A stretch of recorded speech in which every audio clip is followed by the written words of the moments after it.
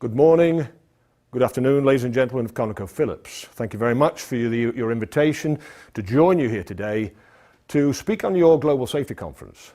My subject today is safety culture and empowerment, but let me first introduce myself. My name is Bruce Staley. I'm a safety management consultant, but I spent most of my working life in coal mines.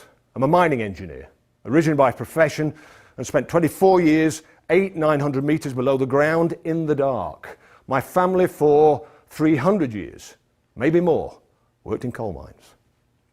But let me tell you a little bit about what I do today. I consult around the world in high risk and labor intensive industries. I work in coal mining still, shipbuilding, iron and steel, railways, major construction, heavy engineering, power generation, nuclear power, chemicals. I even work for 2 zoo companies, and I specialize in tiger, rhinoceros, gorilla and elephant. I also work for the oil industry.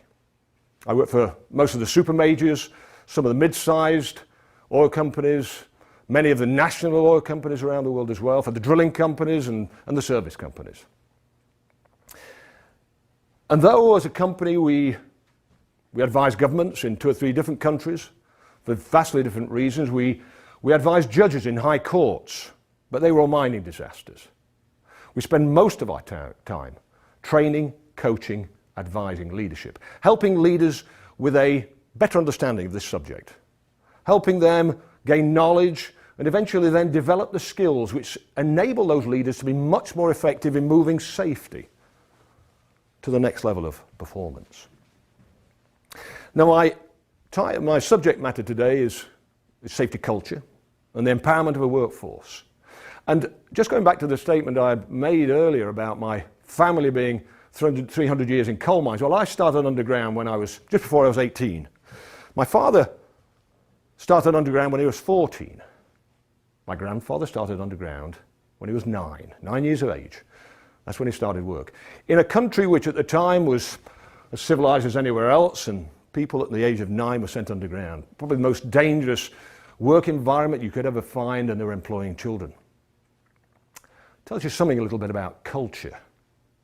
Now, the word culture, to understand maybe better what I'm going to be speaking about for the next 45 minutes or so, to understand that word, there are many different definitions of that word, and the one that I hold and keep in my mind breaks down a culture into 5 words. Now, culture is all about people. It's got nothing to do with anything else but people.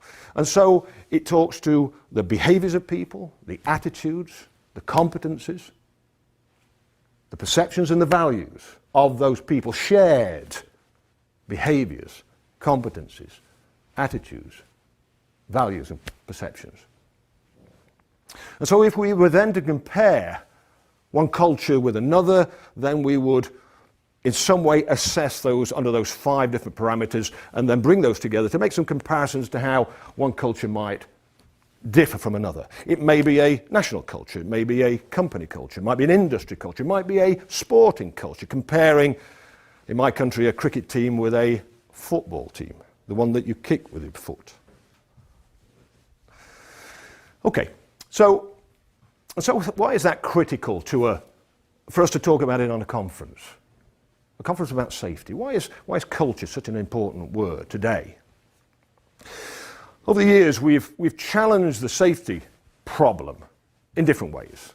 Historically, if you look back through history, originally our approach was through engineering, maybe the first 150 years. If you look at the history of industry for the first 150 years, you'll see industry concentrating so much upon the engineering of safety. There was a lot of need for it. Tremendous amount of need. There was the guard and the physical barrier that stopped people falling or coming into contact with energies. And then they became more and more sophisticated. Okay? And if you look out on the roads today, you will see, as I came along I-10, which comes through Houston, which is not far away from these offices today. And when I look at the road today, I see the engineering of safety. I see the great road, level and smooth and straight, and good long curves, and barriers and lights and drainage. I see the engineered car, big and strong, and airbag, ABS, seat belt, rollover protection, all the engineering you could ever want. And then maybe look at my country. on the road there, where we concentrate an awful lot more, though we've got our good engineering, we concentrate an awful lot more on the rule and the procedure and the policy and the standard and the training of people. And we've got cameras at every corner that enforces the rule of the road. And so we're disciplined along the road, and our behaviours are disciplined that way. And of course, then we'll go to other countries who pray to God every day to look after their safety as well. And maybe that happens in every country. But there are different approaches. But the one that we're here today to talk about is the behaviours of people. And when we, again, those 5 words that make up culture, it's the behaviours, ultimately the behaviours of people, that determine whether a company is successful in safety or not. We can have good attitudes and competencies and values and perceptions, but ultimately it's the way that people behave. I have seen, witnessed the most competent, knowledgeable and skilled people in industry, knowing all there is to know about safety, but at times, for some strange reason, doing the wrong thing. And their behaviour ultimately ends up with their own injury or the injuries of many other people.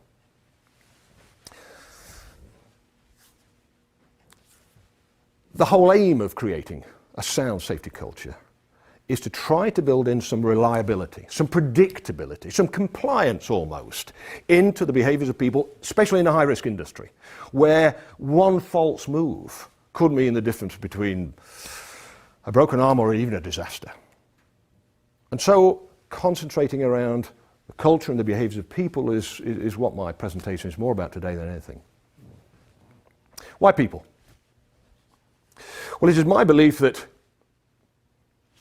all of this subject is about people. Once upon a time, I quoted 98, 99. I'm as close to 100% as you can get. It is my belief that 100%, 99.9 recurring percentage of this whole subject is about people. Now to some people that's a challenge to accept that. But after all the years I spent in industry, I am pretty well convinced. I travel a different country and a different industry and a different culture every week, looking for that 0.001 that might be something else other than people. The only challenges I ever get to that statement are maybe one of two. One would be engineering. But how can you blame engineering when we designed it? We made it, we quality controlled it, sold it, we bought it, we transported it, we installed it, we used it, abused it, maintained it, or didn't. You cannot blame engineering. It's 100% about people. I say, is a forklift truck a dangerous piece of equipment? People say, yes, it is. I challenge that. Because a forklift truck, if it sits here out in the car park, all it will do is rust away. That's all that happens. Until when? Until somebody gets anywhere near it. They don't even have to get in the driving seat. I've known people who have serious accidents just tripping over the forks. And then we'll go in a different direction. The other challenge that comes to my 100% would be the act of God and the freak of nature. And I say, well, give me an example. And they'll say, earthquake. I say, well, can you blame earthquakes in Japan? Can you blame earthquakes in San Francisco? Or in Istanbul? Places where earthquakes have been living there for millions of years. Very difficult to blame them because we choose to live in those places. We choose to build buildings. We choose to operate industry, whatever it might be. But you cannot blame earthquakes because that's where they live, in those places. We choose. And you can't blame hurricanes here on the Gulf of Mexico because I'm sure they've been living here for millions of years as well. And how long have people been building and rebuilding their houses and choosing to live and spend their lives in these places? In the same way that it's difficult to blame lightning from black sky because that's where it lives and we choose. And you can't blame high pressure oil and gas in the strata below the Earth's crust because that high pressure oil and gas would happily have stayed there, but we chose to go and drill for it. Very, very difficult to blame it when it suddenly decides to burst up through our drill string and explode in the atmosphere. So these two challenges, I find them very difficult to accept that they would make up even the most fraction of a percentage. Maybe the lightning from blue sky and a meteorite, but they're very, very rare, and I can hardly think they'd make much of a difference on 100%. So, as far as I'm concerned, this whole subject's about people. Every last little drop of it. So why not then create this great culture that's based upon people's competence and attitudes, ultimately ending up with the finest of behaviours in a workplace? Well, the challenge is great. There are many obstacles. There are barriers to this whole subject of getting people to behave in the right way. The three main ones, the three that I've certainly have discovered in my working life, and let me take you through them. The first one I really came very clear to me was 16 years ago. I left the mining industry. The first job I got was working for a zoo company. They had 2 zoos. They'd lost 3 people with tigers and 2 with elephant. And the government were going to take away their license to operate, and the reason they'd invited me was to help them put some sort of structure to help them create some sort of safety culture within that organisation. Fantastic zoos. The well-being and mental physical health of their wild animals was superb, but the safety of their people was not good. But the story I want to tell you was, one evening sat with a man called Nick Marks. He was the head keeper of tigers, a man of my own age.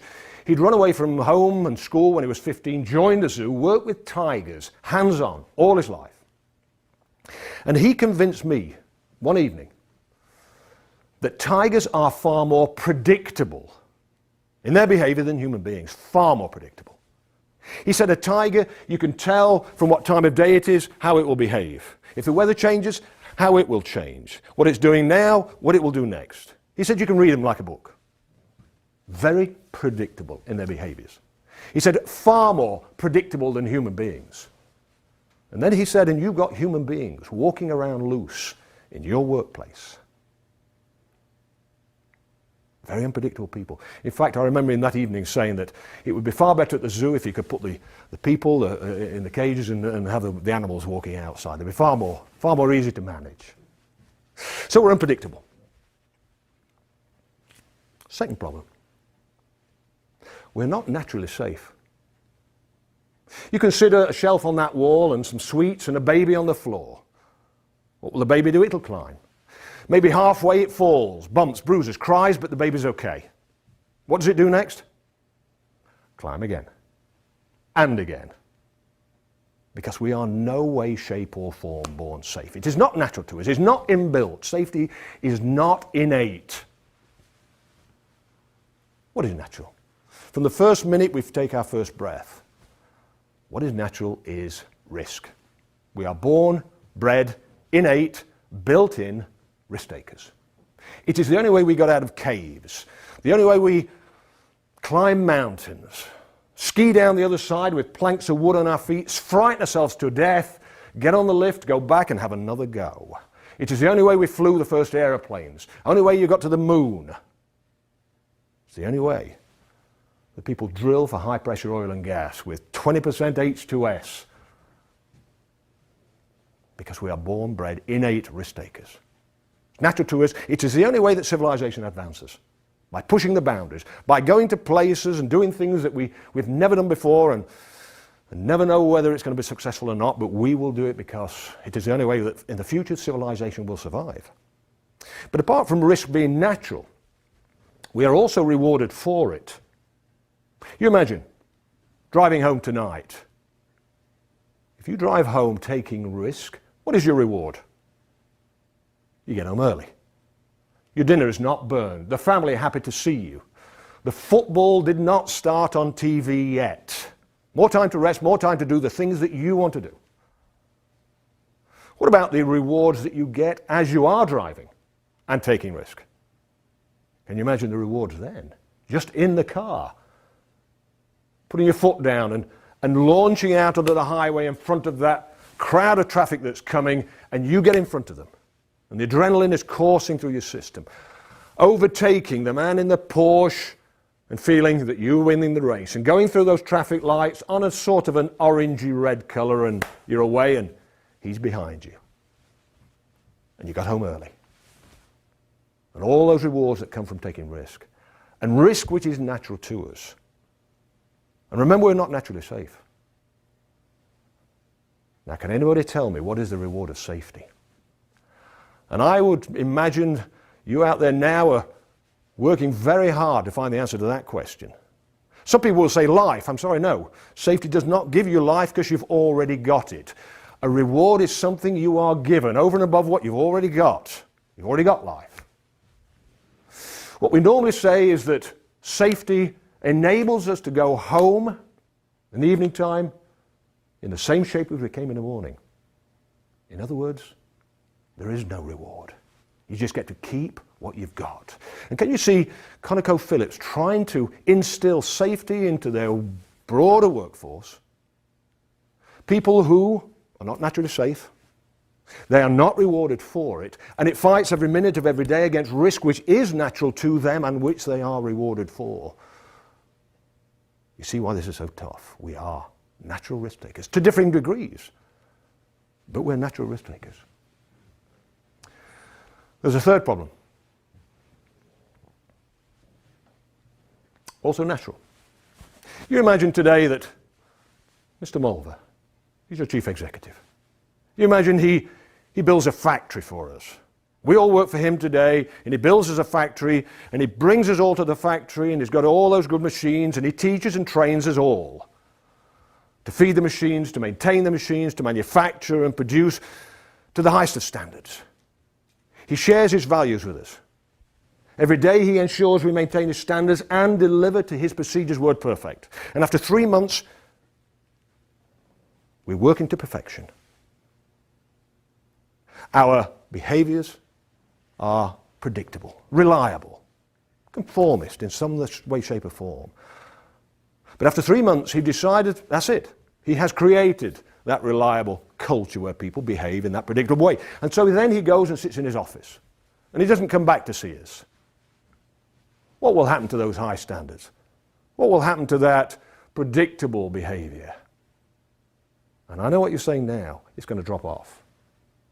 The question is why? Why when we're not visited, as it were? When we're left to our own devices in the workplace? Why do we lower the standards? Why do we shortcut the procedure? Why do we sort of swap out and modify our values? One other natural trait. We're lazy. To differing degrees as well. Some of us can be lazy till 4 o'clock in the afternoon and get up and do work for an hour maybe, because we feel too guilty. Some have to start work earlier in the day. But in some way, shape or form, to some degree, lazy. And so can you see a challenge. The challenge that Mr. Mulver's got is to instill a safety culture into an organization, into people where unpredictability faces us every day. We're risk takers. And we've got a bit of laziness thrown in there as well. And all those things don't make for an easy challenge when people's behaviors are so critical for the success of a high-risk organization or a high-risk industry like yours, and dealing with the raw product of people. So what do organizations do? Again, coming down I-10, seeing all of that good engineering.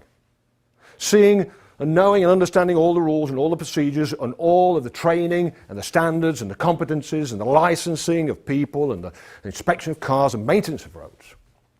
I saw all of that. But every now and then I put my hand up to my eyes and say, how on earth did they get away with that? Because somebody was doing something that was very unpredictable. Maybe lazy in some way, shape or form because they weren't indicating their intentions, and certainly taking risk. How does an organization then combat that? I work with many oil companies. And when I look across them, oil companies or any industrial enterprise, I find managers safety in a similar way, in the set of similar building blocks. I see similar engineering standards across the oil industry. I see similar rules, procedures, standards, ways of working, predictably documented, laid down in writing. I see training as well. I see common training across the industry. I see company training which aligns very much with others. You do that because your service companies which work across your company have to have some common approach in order for them to be successful, because they work with different companies every week, and so somehow there's been a leveling. And so across the oil industry, I see those common rules and standards, common engineering to a great extent, and training as well. So how do you get to the next level?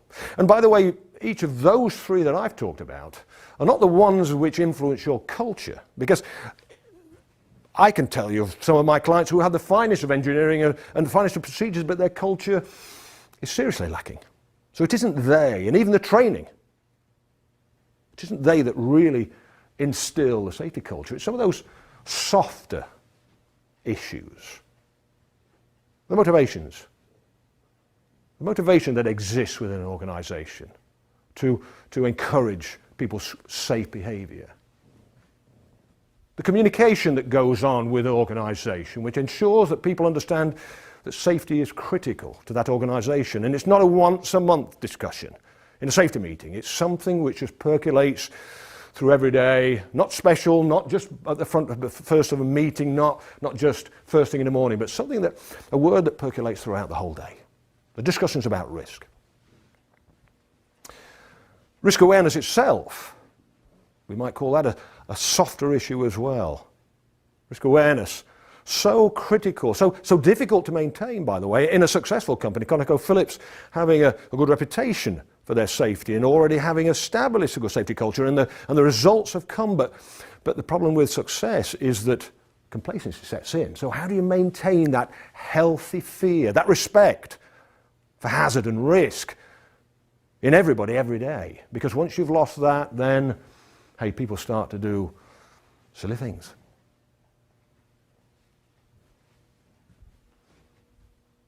And responsibilities. People having clear in their minds their responsibilities. Being held accountable, not waiting till somebody's had an accident to hold them accountable, but hold them accountable on a frequent basis. Supporting them, in other words. Checking them out to make sure that they are supported, that things have been provided. Make sure there's nothing getting in their way. And supporting and holding them accountable on a frequent basis, accountable for their success rather than waiting for failure. And then always being ready to apply good discipline to those that don't want to join in, because those people who don't want to join in with your culture, we need to find those people and give them one chance, maybe give them a second, but be very cautious about ever giving them a third. Because in a high-risk industry, the person that's taking risk, in my experience, may be taking risk for themselves today, but you beware, because they'll be taking risk for the rest of us tomorrow. And I've known people who've been in bed, fast asleep, when the explosion occurred, that they had set a trap by their behaviors. And many others suffered it. Let's talk about motivation then first. Positive motivation. Positive motivation is rewarding people for the right behaviors. And then ultimately rewarding those who go above and beyond as well. Why do we reward people? We don't reward people for a feel-good factor. We don't really reward people for success. Actually, we reward people basically to encourage them to continue to behave in that good way. So if we see those good behaviors in the workplace, then recognizing those good behaviors by our words in simple ways, it doesn't mean don't ever think you're going to buy safety. People have this strange idea that putting big bonuses and fancy prizes will make the difference. People's having the attention of their leadership is just as powerful as any money you'll put in somebody's pocket. By a leader going out just into a workplace and recognizing somebody for their good behaviors will cement that behavior. We like to be praised. And tomorrow, knowing full well that our boss isn't going to praise us again for the same behavior, then we're looking for something more. And that's what positive motivation is all about. It builds relationships between leadership and the workforce. It opens up communication, builds confidence, and it creates a preoccupation with improvement. But there are parts of the world that I travel where A leader would have no more interest in rewarding somebody or even praising somebody for those good behaviors. So it exists out there. You'll be working in cultures, national cultures, where positive motivation is at the end of a scale, a low end of a scale. In those countries, again, and I work in those countries, where negative motivation was the order of the day, where people were punished and penalized for their mistakes or the wrong behavior. And you can imagine now somebody working for me. I find them doing something wrong. I find them making a mistake. And I'm the manager and I punish them for that mistake. What has that done for our relationship? Destroyed it. What has it done for our communication? It has broken it. And what does that person become preoccupied with? Well, I'll tell you. They'll be preoccupied with avoiding me or hiding their failures, because if that person fails another time or makes a mistake, the last thing they're ever going to do is tell me about it. And you imagine somebody who's maybe a welder. Can you imagine a welder who is welding gas pipelines, who made a mistake, and I punish that person? Can you imagine the next time they make a mistake on a high-pressure gas line, on a weld, and it gets through the system, yes? And they breathe a sigh, they probably put a number of coats of paint to hide it.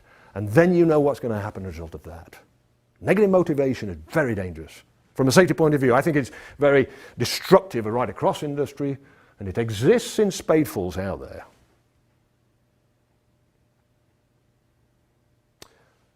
Negative motivation is the tool of an incompetent leader.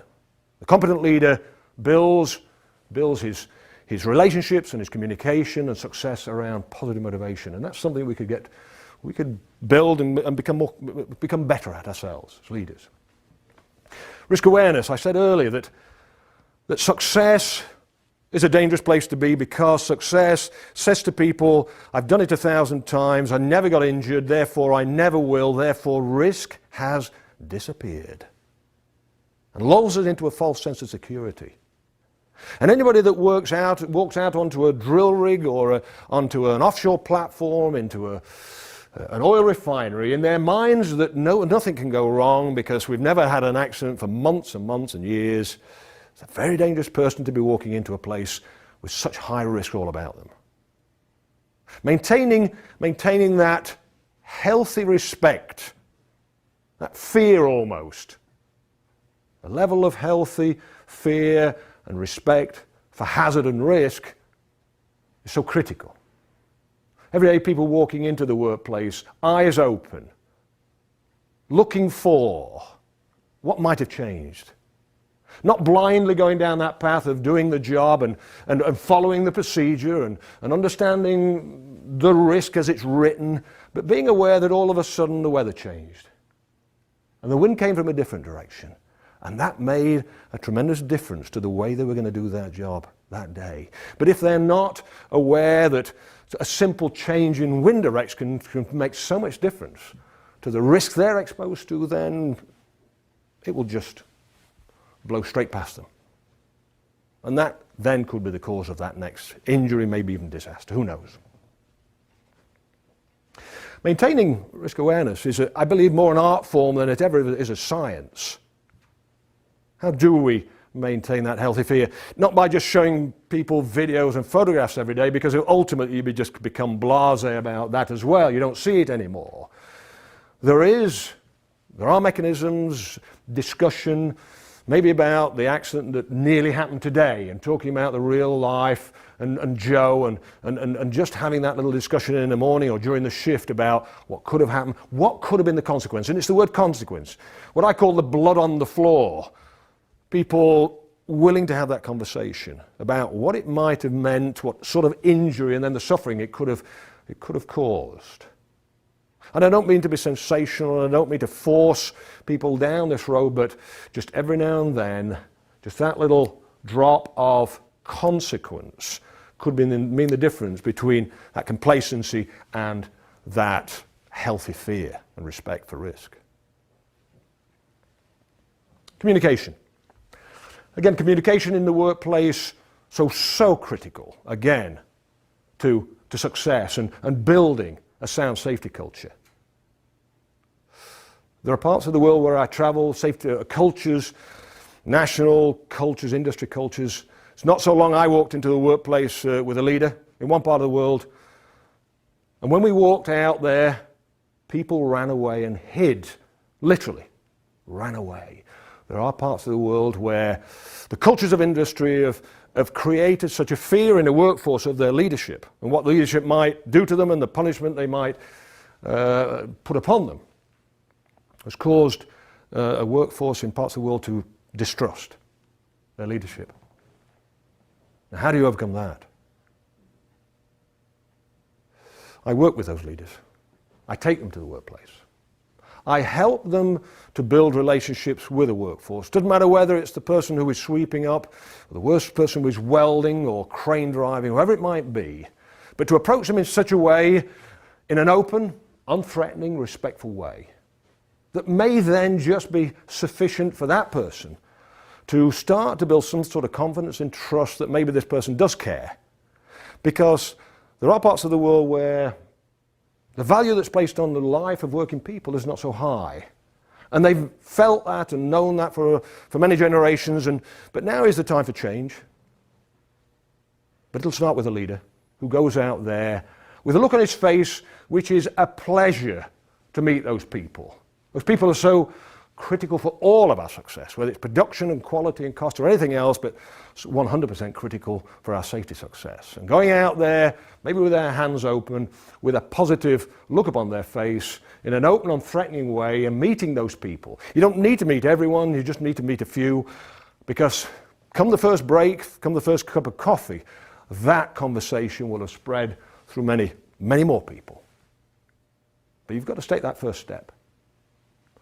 And in parts of the world where communication for safety or communication at all is sadly lacking. The experts in safety do not sit in offices. If there's anybody in this organization that think they're a safety expert because they sit in an office with the word safety on the door, then they've got to think twice. The safety experts are out there. Some of them have been working 30 and 40 years, welding, driving cranes, and having to scarf. Some have got scars and they learnt the hard way, but they know the right way. Get out there, meet those people, have those great conversations, because the successes that we're going to get in the future are going to come from them. Through their engagement and their involvement and their good ideas. Through our good communication in the workplace is how we're going to move forward.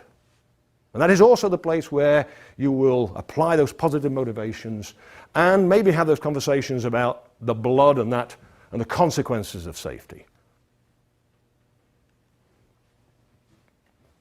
And then finally, I talked about responsibility and accountability. I find, again, in industry, organizations that don't do a good job in explaining in simple terms the safety responsibilities of individuals. They leave in broad terms, but broad terms don't help when you're in a workplace and facing risk. People need to have the conversation which describes those responsibilities in practical terms. Should have those responsibilities resourced, maybe by the support of others, the people who they can call on, maybe equipment and procedures and rules, maybe with some training as well.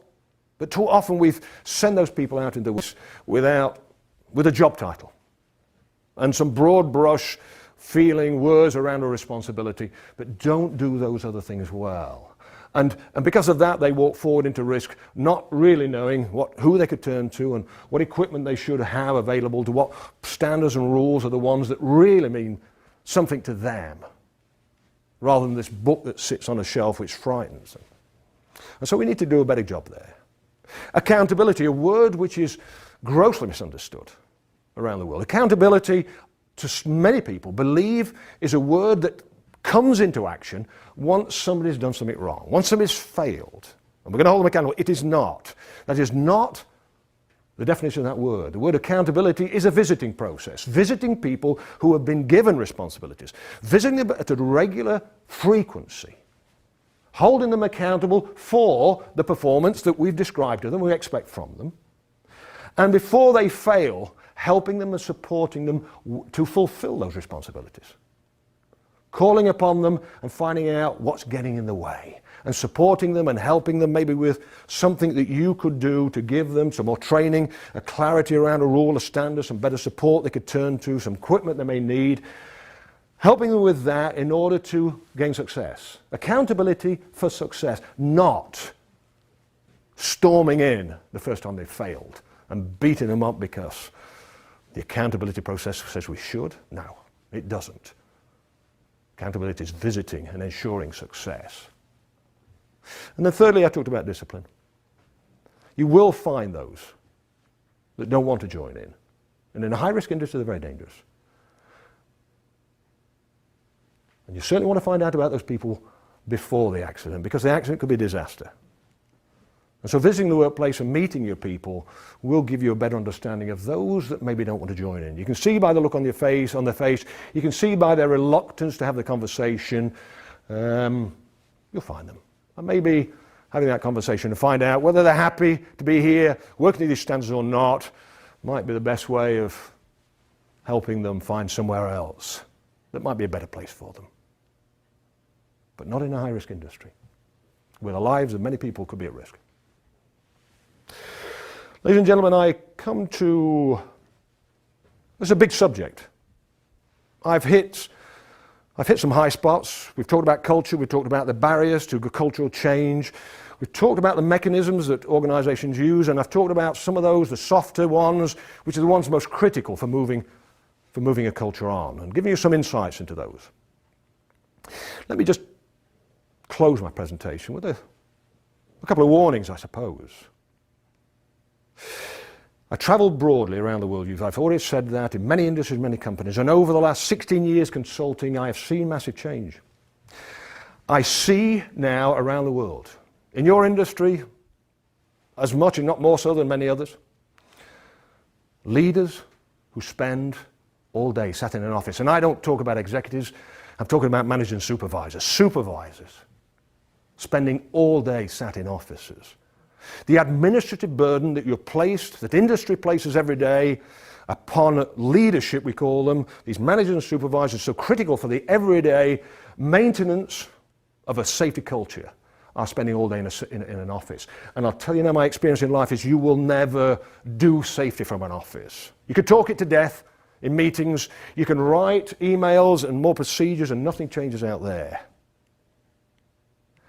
If we're going to sustain or even move our safety performance on, it will not be done by sitting in offices.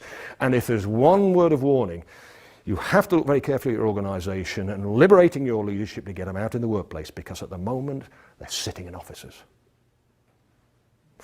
And the second one, an organization like Conocvo Phillips would want to succeed in many ways. Of course, they have to produce. Critical for their success, otherwise there's nothing to sell, no profit to make. The quality of that product and service, again, of the highest order, for people to have confidence in you and to come back and buy your product and your service again. The cost, the balance of cost and generating profit that can be ploughed back into your organization and to satisfy your shareholders and your major investors. And your employee relations. Every day making sure to your best abilities that your people are happy, and then you'll get that reliable, consistent workforce rather than changing them out every year for somebody else. And so keeping your people happy. And traditionally, if you've succeeded in those four ways, then you were a successful organization. Production, quality, cost, employee relations. But if you failed in any of those, the downside was purely financial. But in this modern age, we have another challenge, and that is to succeed in health, safety, and environment. The interesting thing is, the bottom line of that subject is not money, it's human life. And you fail in that one, people suffer serious injury and death and destroy families. And that's majorly different to these. These are only money, and these you can make better. And this is not, this is human life. And I would suggest to you today that to fail in health, safety, and environment has now become the fastest way to cripple or bring a business to an end. Conocvo's safety culture of the future is all about its people. It's all about building by many different mechanisms, a reliability, predictability into those people behaviors to ultimately bring us to that place of zero accidents, which I truly believe in, because if we can do it for one day, then we can do it for 2. And 7 would make a week, and 31 would make a month. And do that for 365 days, and there's a year of 0. How about that? I'll leave you with that thought. Thank you very much. Thank you. Dr. Staley, a quick question. When you walk into an organization, what are the key signs that tell you that that organization has a robust safety culture? Okay. When I walk into a workplace, as I do most every day with a manager, an executive with me, I walk into their workplaces. And the reason I'm there is maybe to coach the leader, but equally to give them some understanding of that culture. It's something that I've grown used to, so I've got a fairly keen eye.